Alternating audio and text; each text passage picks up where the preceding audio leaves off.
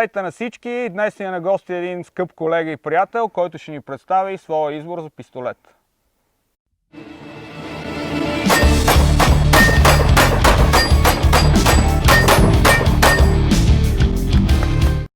Казвам здрасти на Петър Бойчев. Много се радвам, че си на гости. Как си в тази юлска сутрин?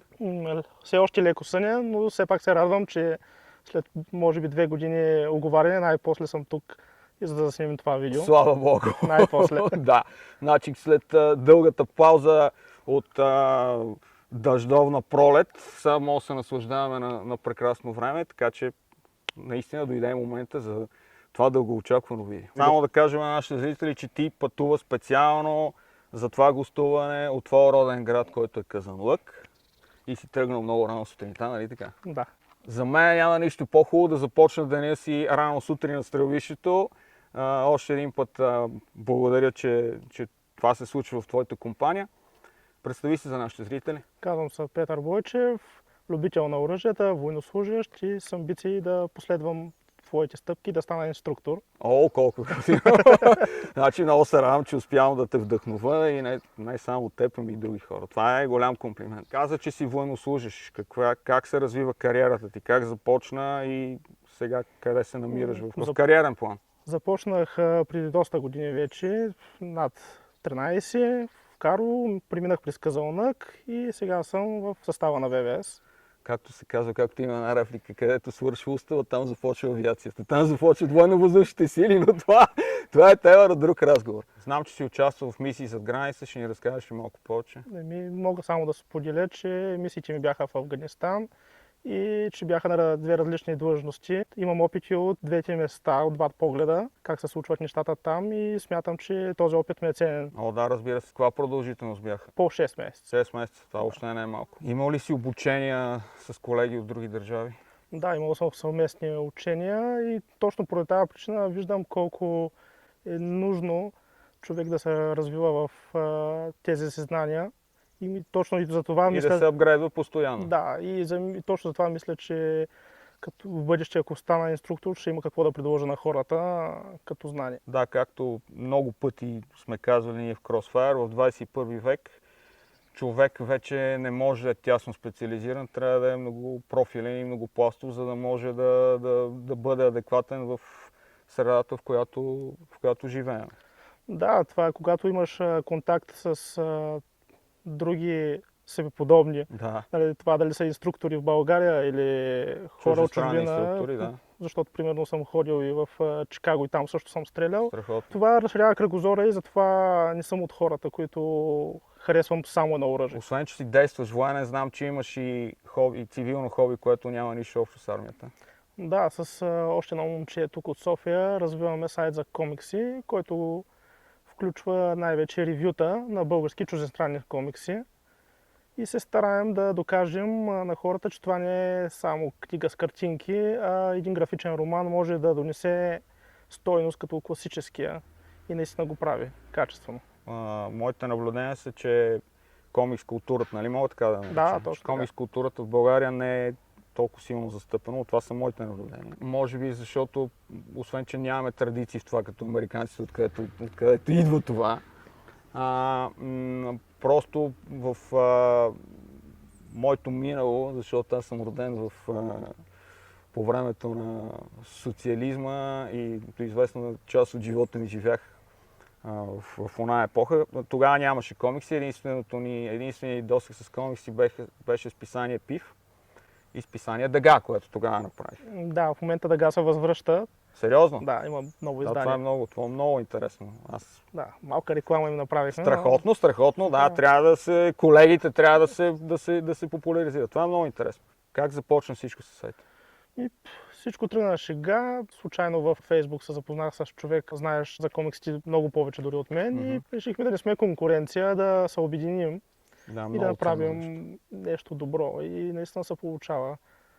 Наистина имаме доста солидно вече портфолио от ревюта, като сме правили няколко пъти срещи с хора и наистина обратната връзка е много добра. Страхотно. С художници Да, общи ревюта правите ли, популяризирате ли ги? имаме, Самите автори на комиксите. имаме и такива интервюта, дори имаме с актьори световно известни. Страхотно. Няколко.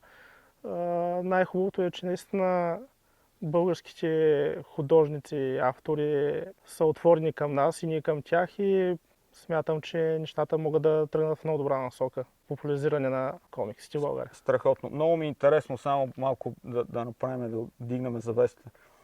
Художник на комикс обикновено е, в смисъл, кой пише, различни хора ли пише сценария и после го дават на художник, който да го илюстрира, или има хора, които рисуват и пишат и сценария? И двата варианта са актуални, но примерно бих казал тук, че имаме български художници, които рисуват за Марвел. И се справят наистина добре. Радвам се, че познавам някой от тях лично. Като спомена Фейсбук, което беше място, където ние се запознахме, ти стана почитател на нашия клуб. Знам, че имаш и друга дейност, която върви там. Разкажи и за това. Отскоро съм администратор на групата на Глок в България, в която вече сме над 1700 човека. И Доста се радвам, че мисля, че добре се получава и там да създадем една наистина добра общност. Как се казва, кажи го, как се казва? Глок България с големи букви. Освен Глок България, знам, че има и едно друго нещо, което се казва Изстрел.com. Да, Изстрел.com е нещо, над което работя. За съжаление е доста бавно в момента, но това ще е блог сайт, подобен на този за комиксите, но както името го издава, там ще бъде за оръжия, за техника, за екипировка, да. Съвети, да.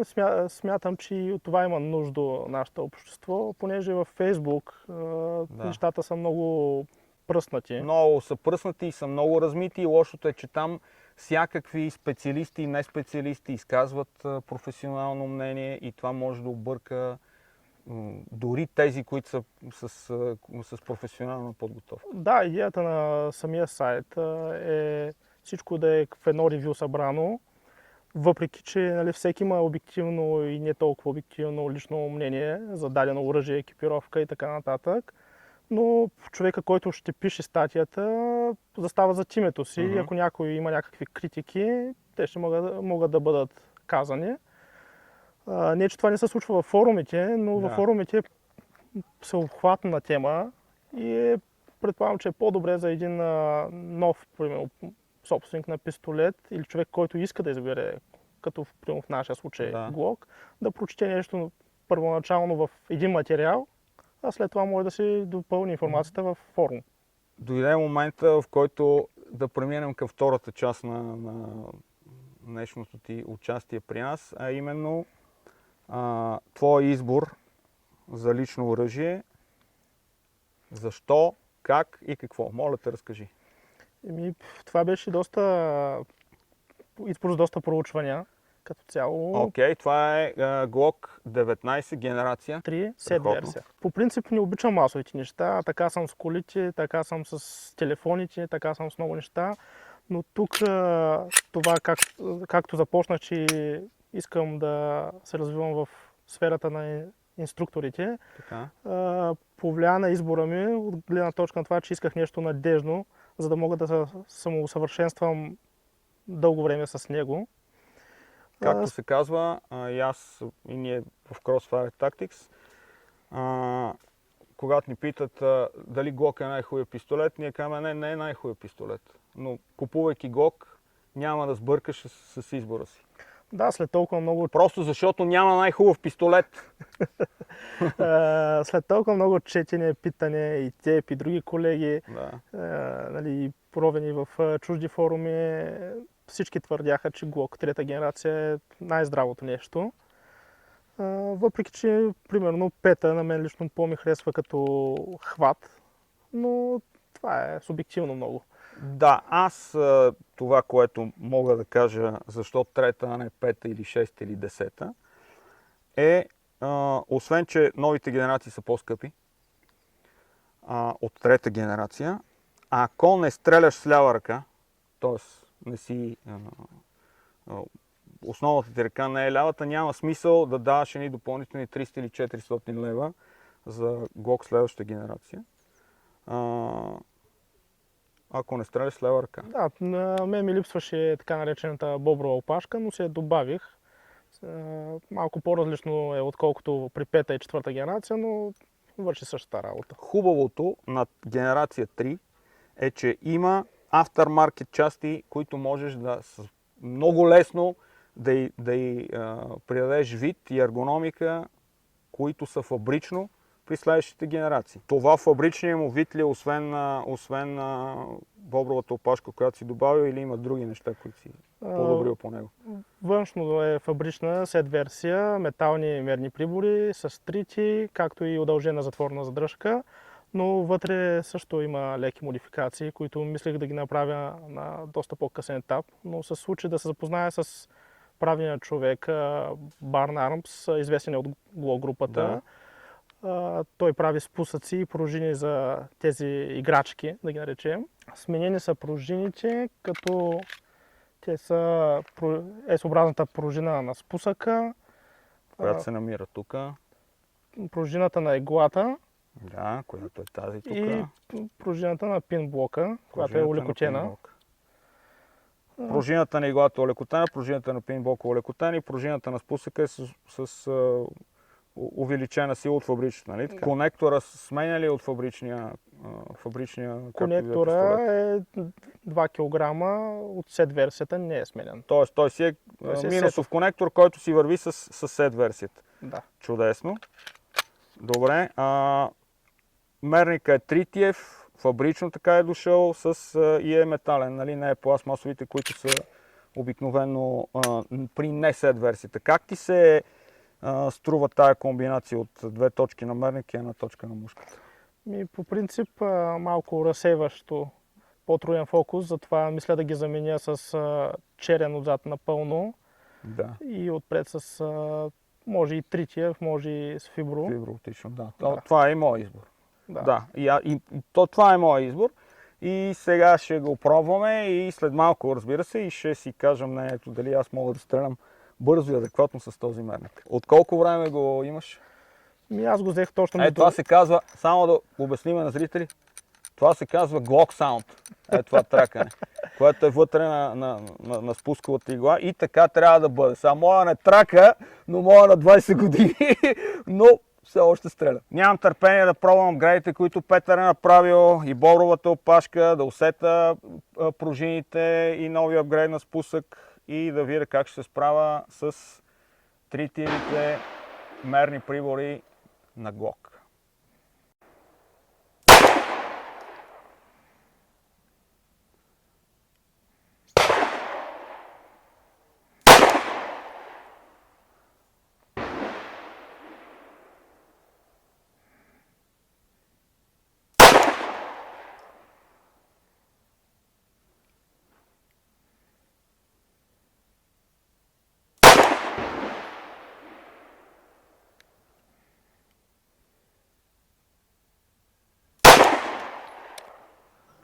По-добре от това не мога да го направя. Това е сантиметър и половина група и спусъка е жесток. В смисъл много прилича на моя, явно затова успех да направя такава група. Спусъка е жесток. Значи поздравления за Барн Армс. Да, браво. Аз не виждам. Не виждам мерника, бе, мамо деба. Слива ми с белите такова, слива ми с белите мишени. Няма.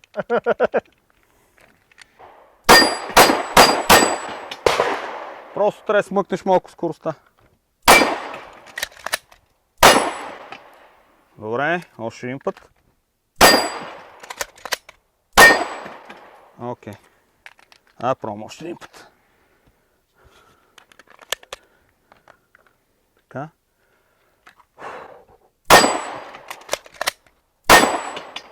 Добре.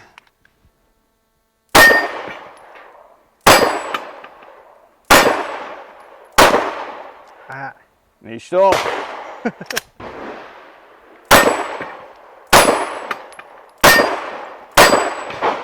Браво, шутър!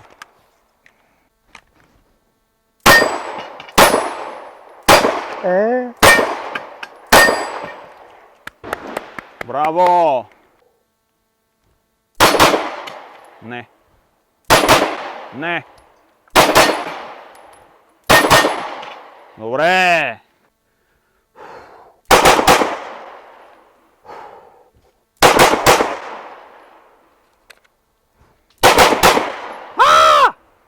Последно. Добре. Добре. Значи, като след дабъл тапа, след двойката бум-бум, малко изчакай за трети изстрел. Защото трябва да е малко по-прецизен. Добре.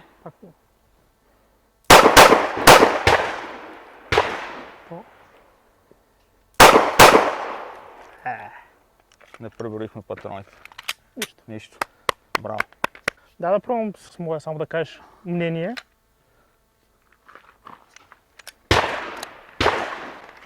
Само че горе главата. А ти си имаш друг пълн. Да. Какво са? Главата само да кажеш като мнение, защото нещо не се харесва. Да, какво искаш да... Какво ще правиш? За точно само главата ще ползвам. Добре, разбрах. Окей.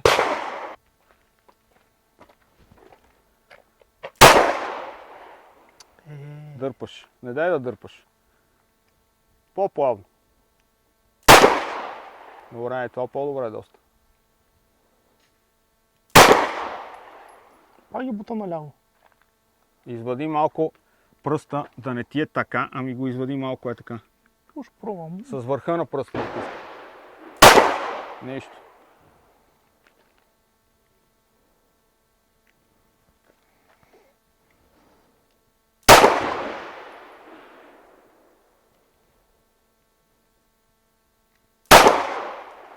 То отиде на високо, защото не се прицели. Нищо.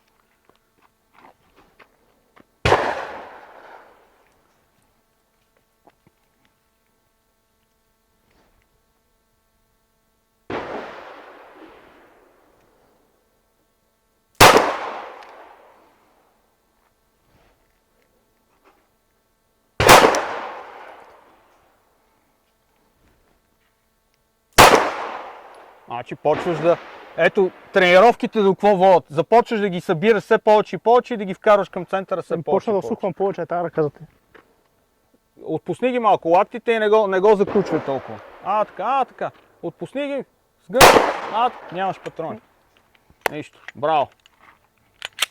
Работа иска, човек. Работа иска, да. Дойде време за финалните мисли, заключения, анализи и това, което ще кажа е, че пищола на Пепи много ми допада.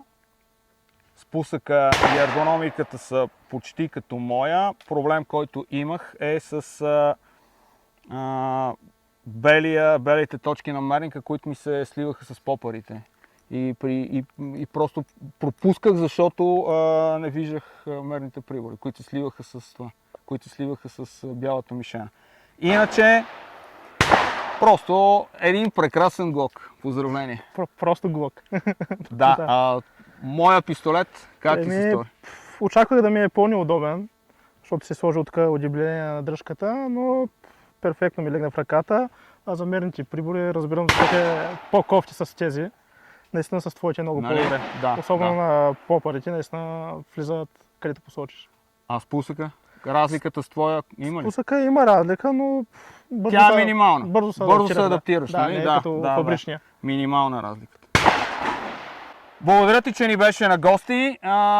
Запазваме си правото да те каним пак отново при нас. Надявам се да сте се забавлявали и да сте научили нови неща от нас. До скоро! До скоро!